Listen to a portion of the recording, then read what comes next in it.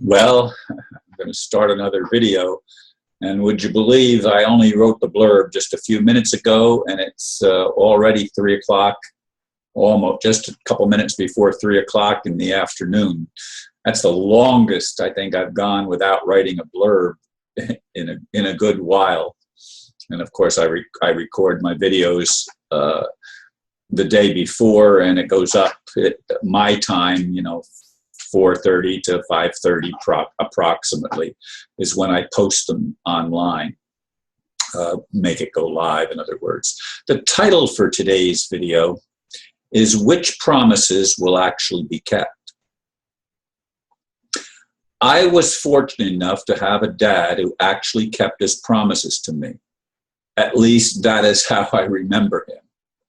Perhaps because of that, it was natural for me to expect my Heavenly Father to also keep His word.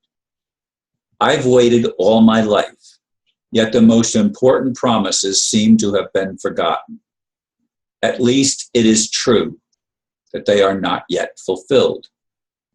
One of the negative aspects of such promises is that when we are looking for something to happen, we are not living in the present. Is that a trick of the devil? Of that I can only guess, but I do realize that much of my life has been spent either in the past or in the future.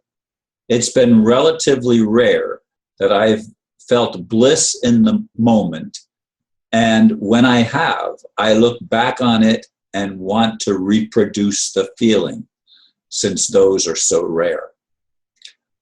All this being said, I still wish God would keep the promises I believed He made to mankind, as recorded in so-called scriptures. Indeed, this was not going to be my subject for this video. There's been other videos and other things that I've had cross my path earlier in the day, and even last evening. Well, yeah, last evening was still Monday. Trying to put everything in perspective here and get the time straight. In any case, and I say that a lot, don't I?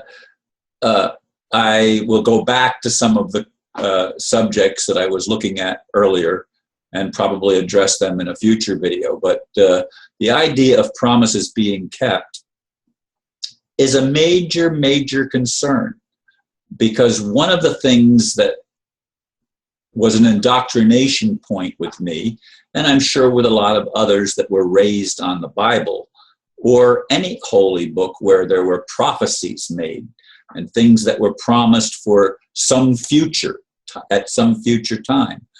It sounds really wonderful. It gives us something to look forward to. But by the same token, as I said in the blurb, it keeps us from living in the present. And maybe it makes the pain of the present a little easier to handle, because we know it's going to get better someday. Someday it's going to get better. Now, I watched a video earlier of a man who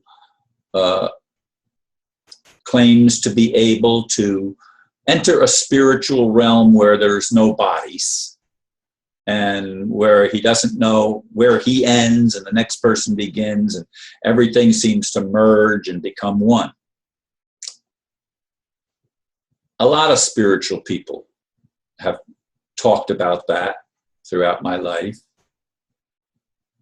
And if that's the promise, then quite frankly, I don't want anything to do with it. I don't want to merge with everything and become nothing and become no one. I want to be a unique expression of God now, in the present time, with a body. It can be a glorified body, but with a body. That's my body, and that I recognize other bodies as being other bodies. But I recognize all of us as being of one spirit, and have one focus, that is to glorify God, or to become the best we can be, or to become or to be loving, to be kind to one another, to build one another up. This is what I've envisioned since I was a kid. And I've envisioned a world where the kingdom of heaven manifests on earth, not where we die and we go to some ethereal place called heaven, and things manifest there if we were good, or if we weren't good, then the manifestation is in a place called hell. I don't believe in heaven or hell as some other realm of existence. Now, do I believe that there are other possibilities of expanding our awareness of where we are and of our ability to travel? Sure, I read the Anastasia books, the Ringing Cedars of Russia series. She was able to do that now. I'd love to be able to do that now, to be able to travel from here to Russia, or from here to another planet, just by dematerializing and rematerializing. I mean, I think that would be great. That would be a wonderful experience. And of course, again, as far as promises being kept, I was raised with the idea that the kingdom of heaven was not only coming, that I was born and my purpose was to play a role in the manifestation of that kingdom on earth, not somewhere else, but on earth. And I still have that vision. And if that's not going to be the reality, if my life has no meaning other than to blend in to a state of perfect nothingness and of no identity as me, and I just merge with everything and become one with everything, and it's a state of so-called bliss, that doesn't sound blissful to me. I'm sorry. It doesn't sound blissful. It's not something that I aspire to. It's not something that I desire. It's not something that would appeal to me at all. What would appeal to me is the way Anastasia was able to live. She, of all the things that I've ever read, she depicted for me the ideal existence, because she knew who she was. There didn't seem to be any doubt in her mind. And not only did she know who she was, it wasn't just a belief. She could put it into practice. I know I've spent most of my life believing, and lie is in the middle of belief in English. L-I-E, lie, belief. I don't want to believe, I want to experience. Is there something wrong with that? If there is, oh boy, I see what I did. I almost thought I forgot the clock of the starting time. But anyway, this thought of unfulfilled promises and worse, an unfulfilled life haunts me from time to time. Now, there are lots of things that seem to be happening that are pointing in a good direction. I hope they manifest.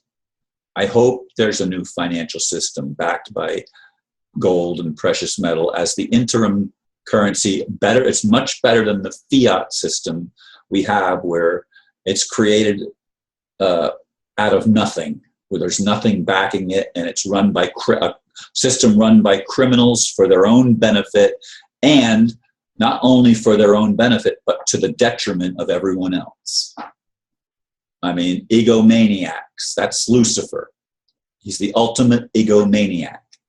And all of that angelic realm and all of the human realm that has followed this horrible example, they need to be done away with or transformed, or something has to happen that things are brought back into balance, where life is good, life is meaningful, life can be fulfilled, and you don't have to run through an obstacle course to get there. Anyway, that's enough of my sharing for this video. I trust I've given you something to think about and something to ponder. That's the best I can hope for. Thank you for listening, and namaste.